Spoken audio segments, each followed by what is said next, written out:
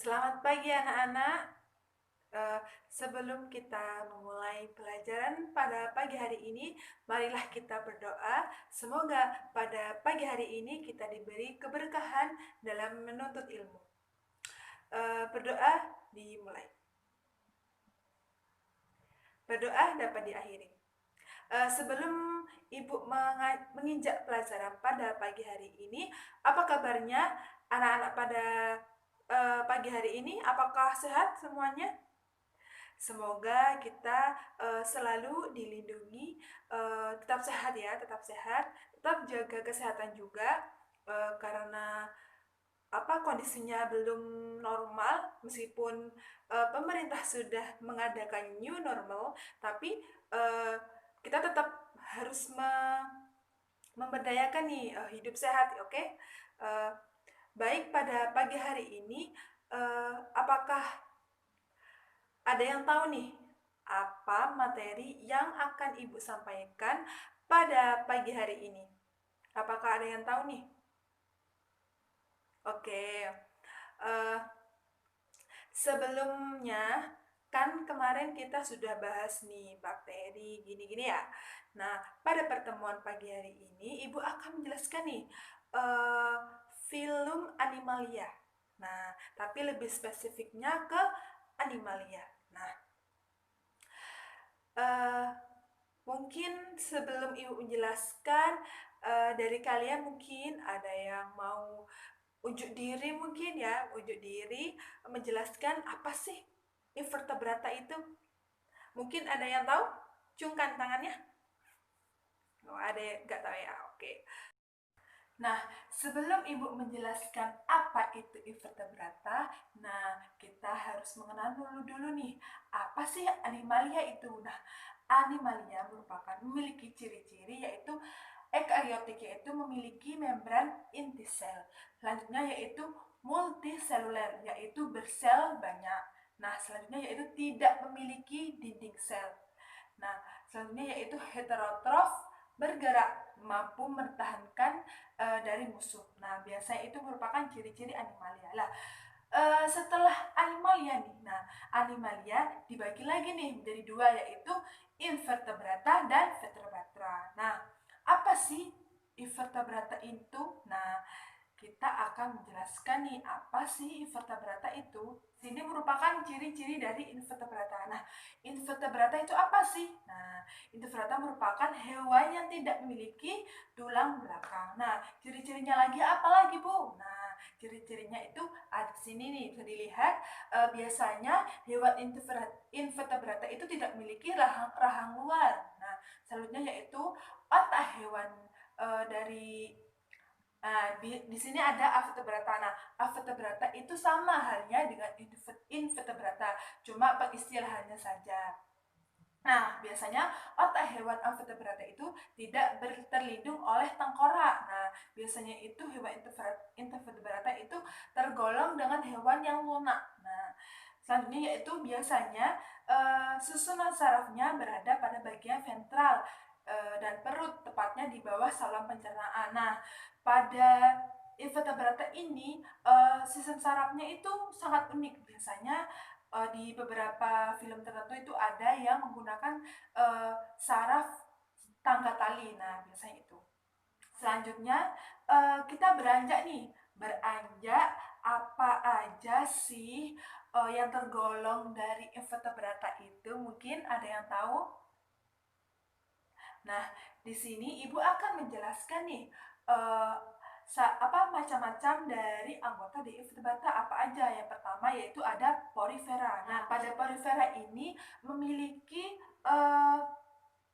seperti yang kita tahu, spons. Nah, kalau porifera biasanya itu identik dengan tubuhnya yang berspons. Nah, di sini dapat dilihat tuh ada 3 gambar yang berjejer tuh 1, 2, 3. Nah, itu merupakan ciri khas atau macam-macam dari saluran untuk mendapatkan oksigen maupun makanan dari porifera. Nah, yang pertama, nah macam-macamnya ada apa aja nih? Nah, yang pertama yaitu askonoid, sikonoid, dan leukonoid. Nah, kalau askonoid itu merupakan bahkan untuk mendapatkan oksigen maupun makanannya, ya itu sangat gampang sekali. Saat masuk maupun keluar itu sangat mudah sekali. Nah, sedangkan yang sikonoid, nah sikonoid itu uh, pada bagian pinggirnya itu udah dilihat ya, menebal, agak menebal. Nah, itu bedanya itu ruang untuk air maupun makanannya itu agak berkurang. Selanjutnya yaitu leukonoid. Nah, kalau leukonoid ini agak rumit atau rumit. Nah, kalau kita tahu kan bagian untuk tipe yang satu maupun dua itu sangat gampang sekali ya. Nah, sedangkan untuk yang tiga yaitu leukonoid, nah air maupun penyerapan dari makanannya itu rumit, tapi di sini lebih banyak atau menguntungkan. Nah, di sini menguntungkannya itu penyerapan makanannya itu lebih banyak daripada tipe satu maupun tipe 2. Tetapi untuk kerumitannya emang rumit. Nah, selanjutnya ya Vera itu dibagi lagi nih, ada apa aja nih. Nah, dibagi lagi menjadi Carchae, disebut dengan Calcisponie. Nah, selanjutnya yaitu Hexantinellidae, yaitu disebut dengan contohnya Hylosponiae. Yang selanjutnya yaitu Demosponiae, selanjutnya yaitu Sclerosponiae. Nah, di sini perbedaannya itu terletak pada bentuk sponnya. Nah, selanjutnya yaitu Annelida. Nah, Annelida merupakan kelompok hewan yang memiliki ciri khas bentuk tubuhnya yang seperti uh, susunan cincin. Nah, biasanya atau gelang-gelang ataupun ruas-ruas. Nah, di sini Annelida juga sering disebut dengan cacing. Nah, uh, dengan tubuh yang bersegmen disebut dengan tripoblastik atau ya tripoblastik. Nah, dengan rongga tubuh sejati disebut dengan hewan selomata. Nah, Annelida di sini beberapa Annelida bersebut parasit. Nah, seperti yang kita tahu nih, cacing atau Annelida ini juga ada beberapa yang merugikan maupun yang menguntungkan. Nah, kalau yang menguntungkan biasanya itu penyuburan tanah. Nah, biasanya itu merugikan. Nah, seperti yang kita tahu, tubuhnya itu dilapisi dengan kutikula tipis dan lembab. Nah, sistem sarafnya berupa ganglion dan tangga tali. Nah, seperti yang Ibu jelaskan di awal tadi, sistem sarafnya itu juga ada yang unik nih. Nah, disebut juga sistem tangga tali. Nah, sistem peredaran darahnya. Nah, sistem peredarannya pada Annelida ini tertutup dengan tersusun dari pembuluh darah yang mempunyai hemoglobin. Nah, sedangkan sistem ekskresinya itu merupakan berupa nefridia atau nefrostom. Nah, itu. Nah, sedangkan reproduksinya dari Annelida. Nah, Annelida itu melakukan dua tipe reproduksi, yaitu aseksual dan seksual. Nah, meskipun dia itu hemaprodit, nah tapi itu dia Annelida itu membutuhkan organisme lain untuk melakukan reproduksi seksual. Sedangkan aseksualnya itu untuk yang aseksual, Annelida itu memiliki ciri khas yaitu fragmentasi atau memotong tubuhnya sendiri. Nah, selanjutnya yaitu arthropoda. Nah, arthropoda merupakan hewan yang memiliki ciri khas kaki beruas. Nah, biasanya ini sedangkan tidak hanya beruas tetapi juga berbuku atau bersegmen. Nah, untuk ukuran tubuhnya ini. Nah, untuk ukuran tubuhnya ternyata ukuran tubuhnya itu sekitar 60 cm. Nah, lumayan panjang juga ya, tapi di sini itu tubuhnya arthropoda ini dibagi menjadi tiga nih.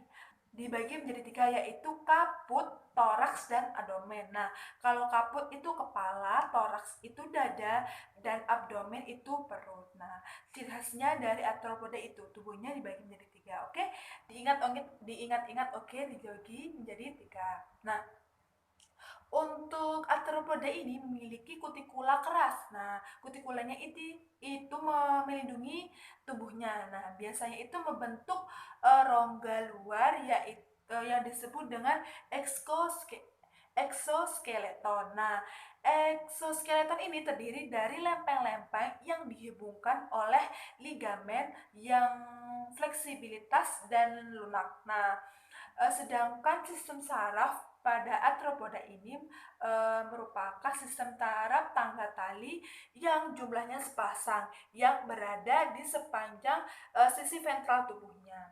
Nah, sedangkan sistem pencernaannya nih. Nah, pencernaan dari arthropoda ini terdiri dari mulut, esofagus, lambung, usus, dan anus. Uh, Mulutnya ini dilengkapi dengan berbagai alat. Nah, alat tambahan berupa uh, biasanya itu ada yang sengat, ada yang biasanya itu penghisap juga, arthropoda juga gitu. Sedangkan sistem reproduksinya nih dari arthropoda apa, Bu? Nah, sistem reproduksi pada arthropoda itu bisa melakukan 2 cara, yaitu seksual maupun aseksual.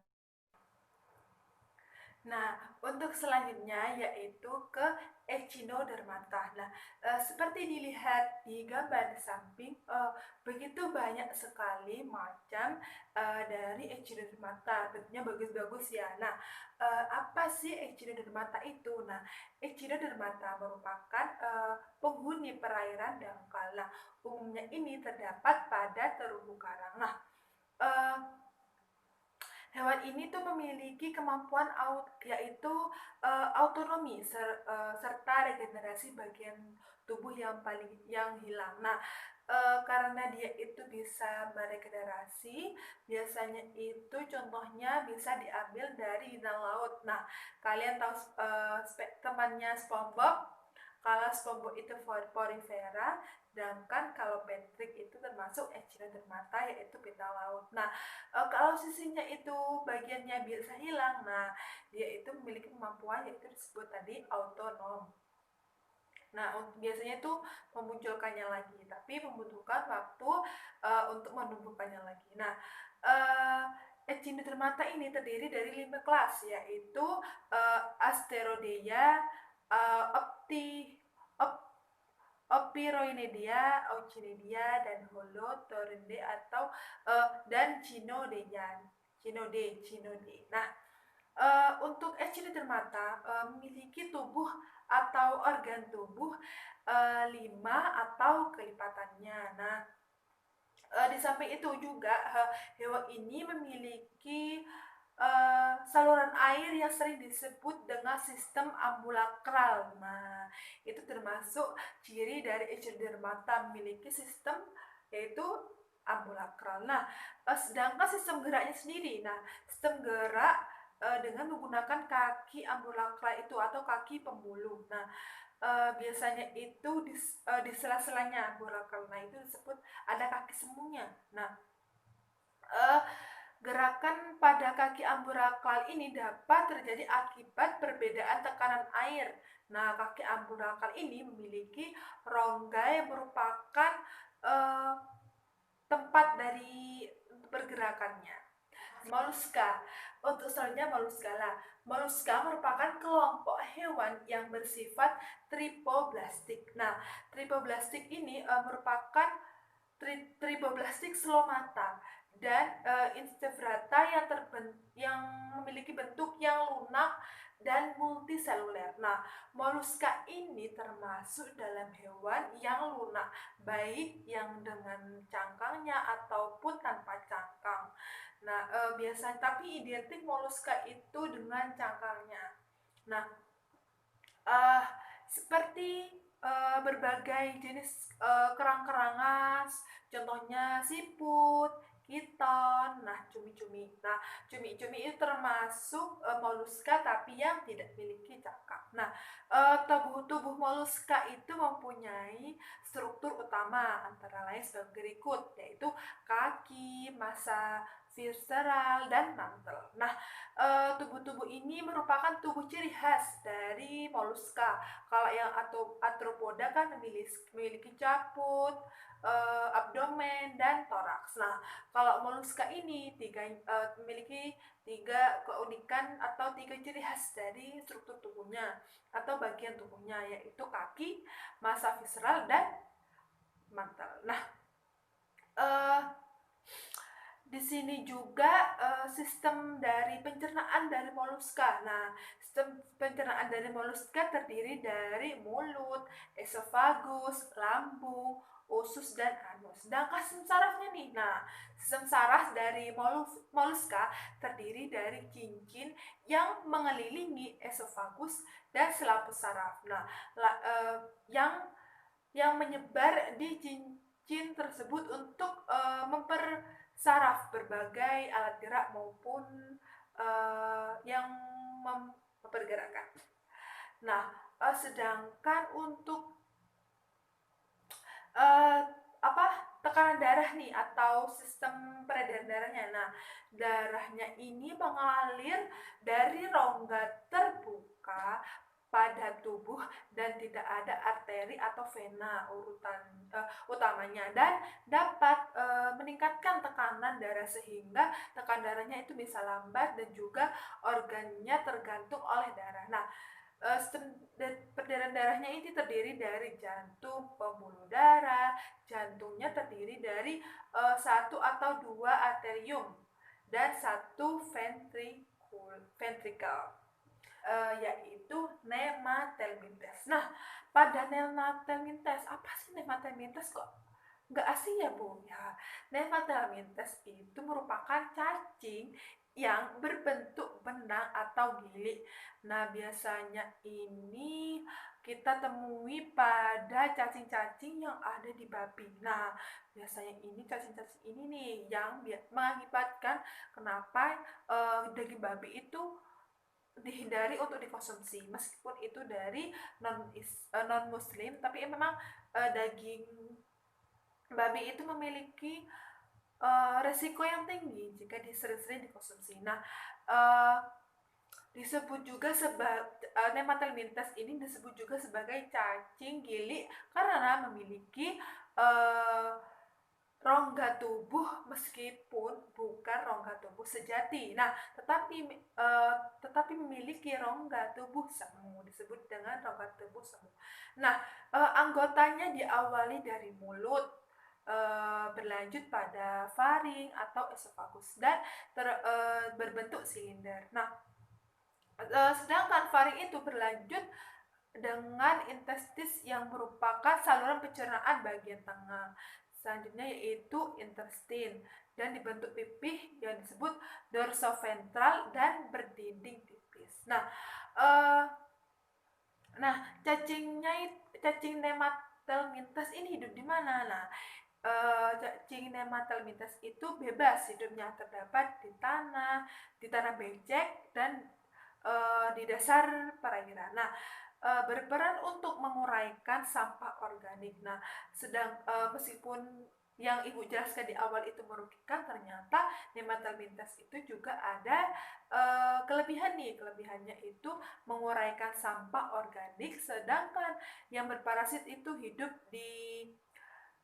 yaitu tadi di sistem pencernaan pada babi. Yang terakhir yaitu platyhelminthes. Nah, platyhelminthes merupakan cacing bertubuh pipih. Nah, tubuhnya platyhelminthes itu memiliki 3 lapisan sel, yaitu yang disebut tripoblastik. Nah, berupa ectoderm, mesoderm, dan endoderm. Nah, ingat-ingat ya, 3 lapisan dari platyhelminthes apa aja? Endoderm, mesoderm, dan endoderm. Nah, platyhelminthes merupakan cacing yang mempunyai bentuk tubuh simetris bilateral dan tubuhnya pipih secara dorsoventral. Nah, platyhelminthes ini tidak memiliki rongga tubuh. Nah, seperti yang lain-lain kan ada, meskipun ada tidak memiliki rongga tubuh sejati, tetapi ada rongga tubuh semu. Sedangkan pelatih Helmintes di sini tidak memiliki rongga tubuh, uh, tapi yang disebut dengan aselom. Nah, sehingga mereka disebut dengan aselomata.